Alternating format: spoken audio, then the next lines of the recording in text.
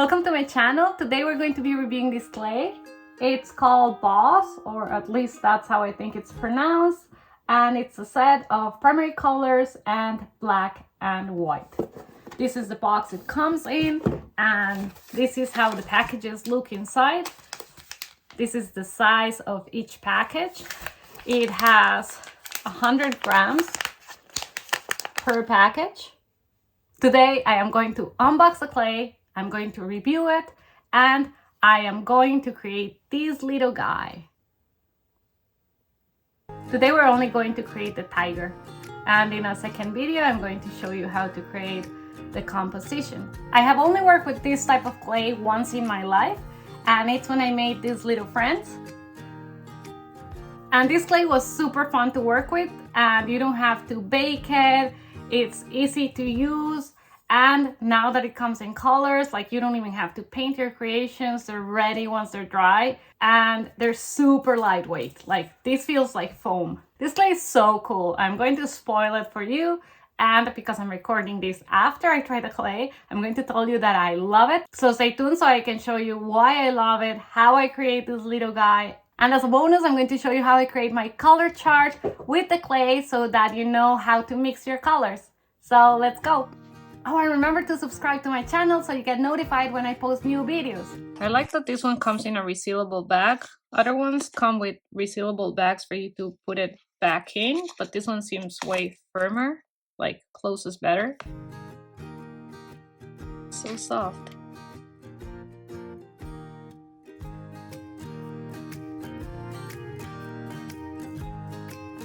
It doesn't stick to your fingers. Oh my god, it's so soft. And I have this chart here, and I'm going to leave a link in the description where you can get it and you can print it or you can draw your own. I have 3 balls, like approximate size. It doesn't have to be totally exact. And I'm going to cut them in half. And I'm going to mix the colors. So here I have my basic colors, which would be yellow, blue, and red. And I'm going to start mixing the yellow with the red. So I'm going to take 1 part yellow and 1 part red and mix it. Oh, it mixes really beautifully, and like it's amazing to touch. And I can see that the yellow is not very tinting because it's more of a red than an orange. Now I know that if I want an orange, I'm going to have to mix way more yellow into it. So here I have my yellow plus red. And now I'm going to mix my yellow plus blue.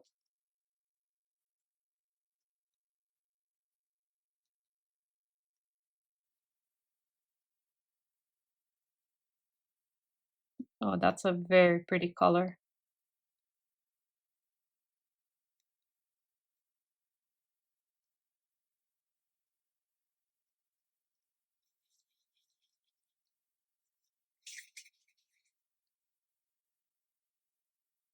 And now red and blue. I like to do this with every medium that I work with, like paint and clay, so that I can see what colors I can create from my primary colors. And this way I don't have to buy a bunch of paints or clays that have colors that I'm never going to use. So here is our blue plus red. It's a purple. These are the secondary colors, because the primary colors are the yellow, the blue, and the red. And then these are the secondary colors. And now we're going to create tertiary colors, which is mixing these ones again. Okay, I have them here. Now I'm going to divide each one in 3 balls.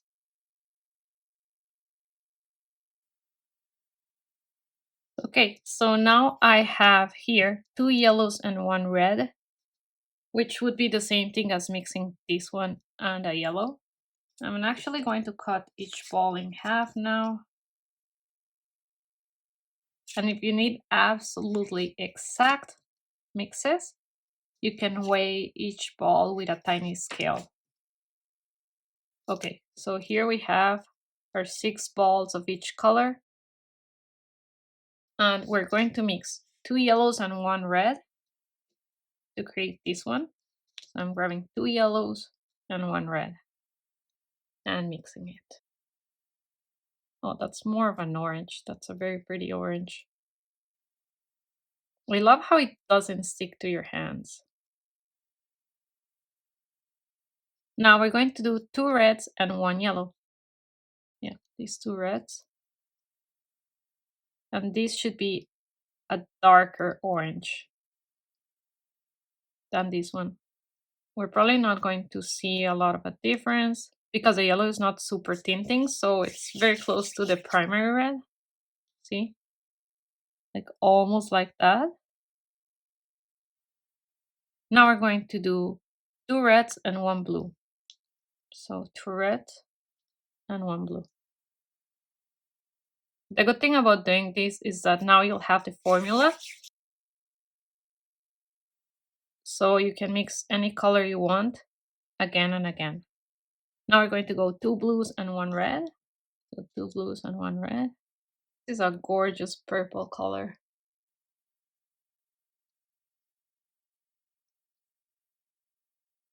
And now we're going to 2 blues and a yellow.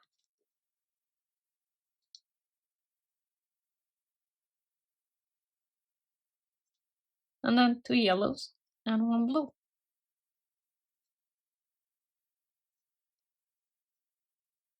This is also great to test how much the colors change when the clay dries. I've never used this clay in colored version. I've only used the white one, so I have no idea how it's going to change when it dries. Well, I'm here to tell you that they dry almost the same color. The color variation is so little that you can't really tell in a picture. You can when you like place them together just a tiny bit, but the colors stay almost exactly the same, which is great.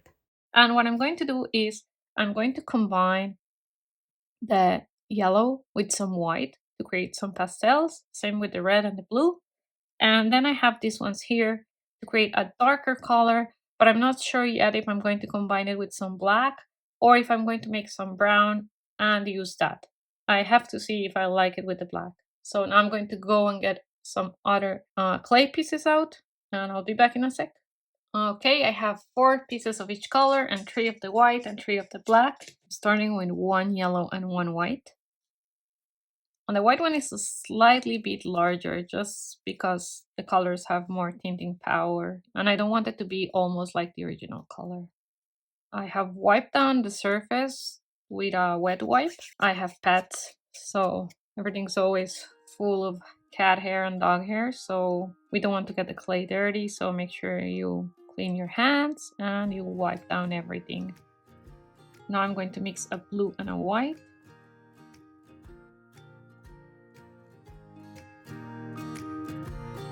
And then a red and a white.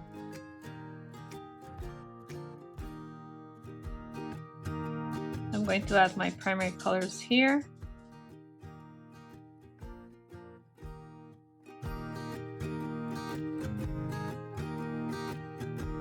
And I'm going to cut these colors in half. And I did this because I want to try to make a brown, so I'm going to mix 1 of each color, 1 red, 1 yellow, 1 blue, and see what type of brown it creates. It should create a brown, but we'll see. Creating more of a purple gray than a brown.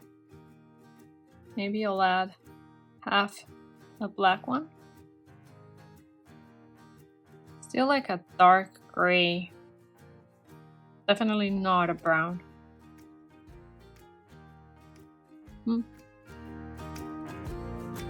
Just going to keep this one on this side, and I am going to mix each one of these with probably half of a black one. And if it's too dark, I'm going to add some more red. Okay, this is a brown. I'm going to add a bit more red. So now we have 2 parts red for half a part black. Yep, that's way better. That's actually a very pretty brown. So I'm going to add it here and I'm going to write that down. So this will be 2 reds plus half a black. So here we're going to do 2 blues plus half a black and 2 yellows plus half black. Now we're gonna make 2 blues and half a black. That's a very pretty indigo blue. I'm going to try to flatten them down a bit. So they actually stay there. And I can write their formulas underneath later when they're dry. Finally, 2 yellows and half black. We'll see what this looks like. It's looking like how do you call it? An olive green. Oh, that's very pretty olive green, like military green. Very nice color. I always prefer working with tertiary colors and secondary because the primary colors are too bright. So if you use a lot of them in a composition, then it doesn't look pleasing to the eye. Probably gonna add this to the primary ones. And this will also let me see how much they blend after they've been sitting out there for a bit. And they blended really well. I'm super excited to start modeling with this clay. If you already have a set style for your clay creations, that is great. If you don't, and you can draw also, I suggest doing this so that you can test out different proportions in the faces. Like here, I've changed the size of the eyes, for example. You can do it drawing or you can do it using clay. I always like my creatures to have very big eyes, so I'm going to try that first. I have used the black that I had there that I didn't mix to create these 2 eyeballs, big ones, and then 2 little ones. I'm going to create some base color for my little tiger. It's going to be a little tiger, and I think I'm going to make him this orange. So that will be 2 yellows and 1 red. I'm going to create the base color for that, and then I will create the colors for other parts of the body. I'm going to make him small, but I need to make enough for his ears, his head, his body, and his little arms, legs, and tail. And the clay does stick to paper. I'm using this paper, but you could just use your desk or some glass or plastic. Let's see if this is 2 parts red. Seems like it. So now I'm going to mix it all. And if you're going to take a long time to create your animal, I would suggest getting another little Ziploc bag and putting this mixed clay into the Ziploc bag so it's moist and not dry when you're using it. I just want to mix it until there's no yellow or red streaks. My tiger is going to be very small, so I think this is going to be enough. I want to grab a little piece of clay and just test what they call the petal test, which is spreading it out very, very thinly. And this passes that test because look how thin it is and it's not sticking to my fingers.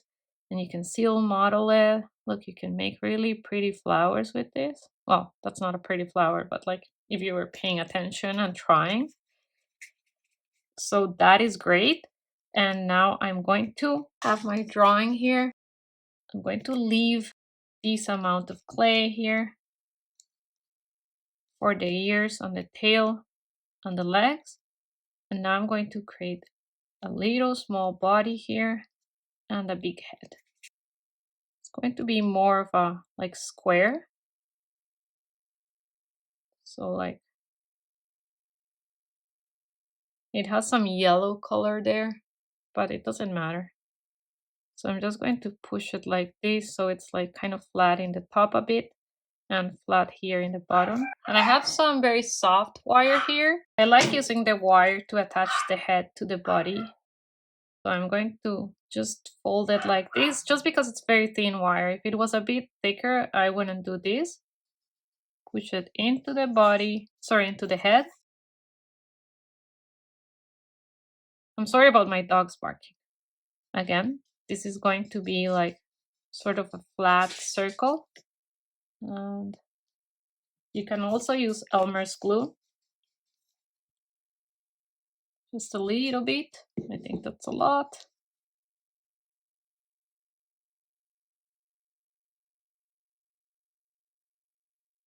And just push it there. I'm being extra careful. Maybe you can just like attach the two balls. Let's test it. Yeah, that's a pretty solid attachment. So maybe you don't even need the glue. And I think I put too much in it, so I'm going to try to take some out. And I'm not going to worry too much about it.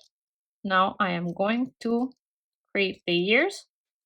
So I want to take one piece and do that and then cut it in half.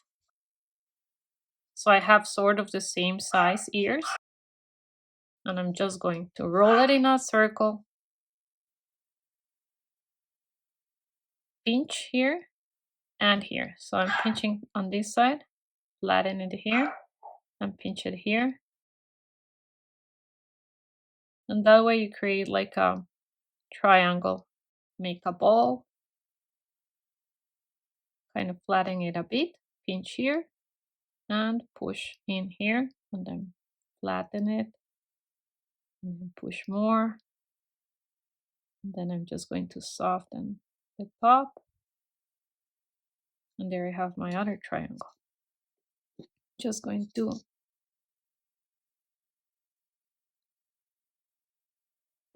add a tiny bit of glue.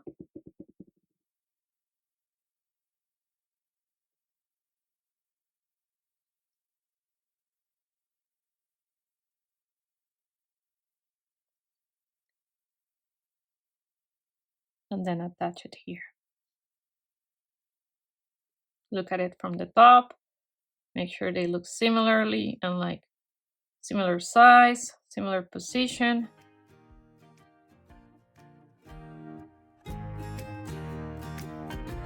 That's great.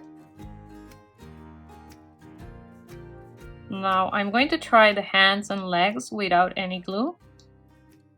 And again, you want to make a little roll like this and cut it in half. So you get sort of a similar size leg. And I'm just going to roll it like that and then flatten it.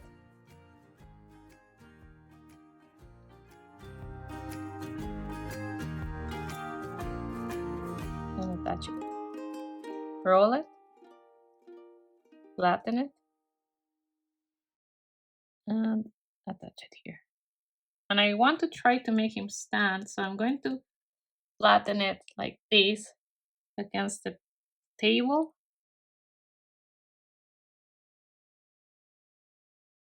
So just attach it there. And then you can turn it to a side or something. Yeah, that looks cute. Turned to the side. I'm just going to push it back in. I'm going to press him a bit more. Oh, he's standing up. Great. So now I'm missing the hands and the nose. I'm going to cut this in half to make the hands. And just make little rolls.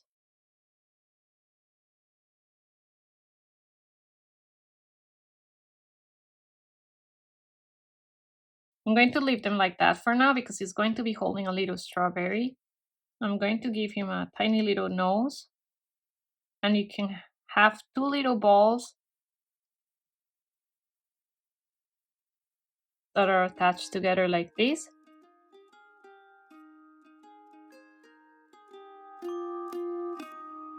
And here we can decide if we want him to have huge eyes or little tiny eyes.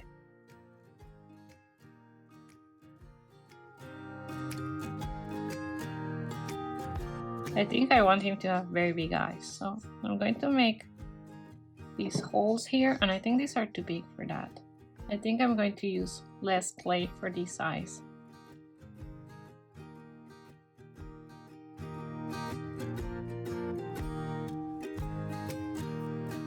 Great. Now let's make another one. And check for cracks. So this one has a crack there, so I'm going to put that in the back. Oh, the tail has attached to the head here.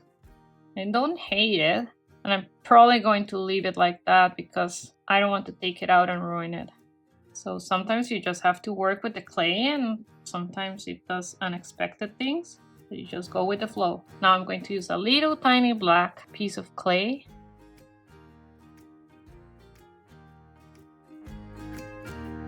Give it a small nose. And now what I'm going to do is mix a lighter color for the inside of his ears and for his cheeks. So for that I'm going to use a bit of white and just a tiny bit of this orange. I'm going to grab 2 small pieces and make them a little triangle again. So like that, and flatten it.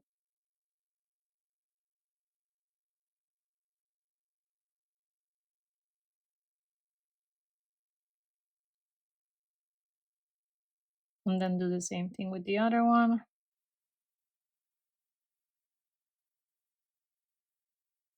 And then I'm going to create 2 little tiny balls. And just add them here as the cheeks. I'm going to add a tiny bit of white here.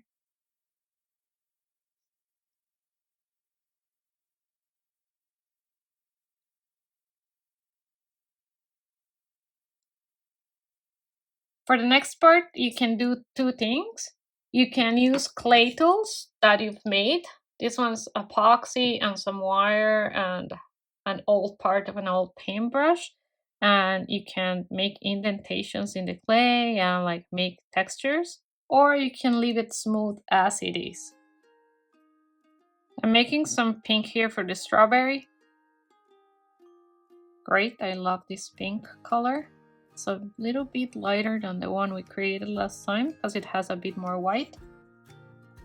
And now I'm going to create the strawberry shape, so make a circle and then like make it more pointy here. Let's see the size. Yeah, that seems right. It's going to be a big strawberry. And I'm going to create some little holes.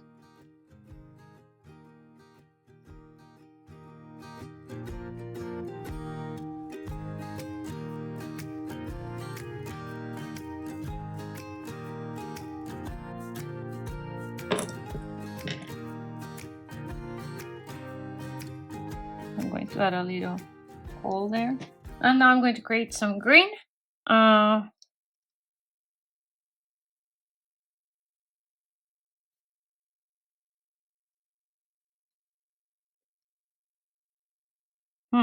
thinking something like this. So that's just blue and yellow. Our color chart is working. And I'm just going to divide this in 3.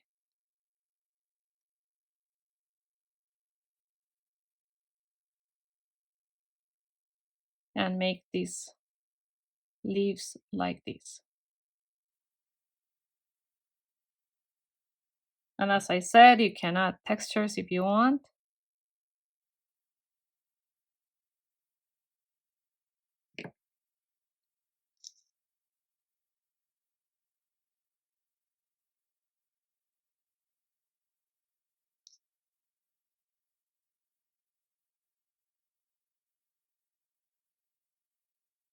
There. So now we can give him his strawberry. And now I can add some decorations here if you want. Just a tiny bit of yellow with the tiniest bit of red. Like, I want it to be almost yellow. And all this is optional. The amount of detail you add to your creations is according to your taste. I like my creations to be very detailed. So I always like going the extra mile. What I'm going to do with this is just take these little tiny pieces like this and add them to his forehead.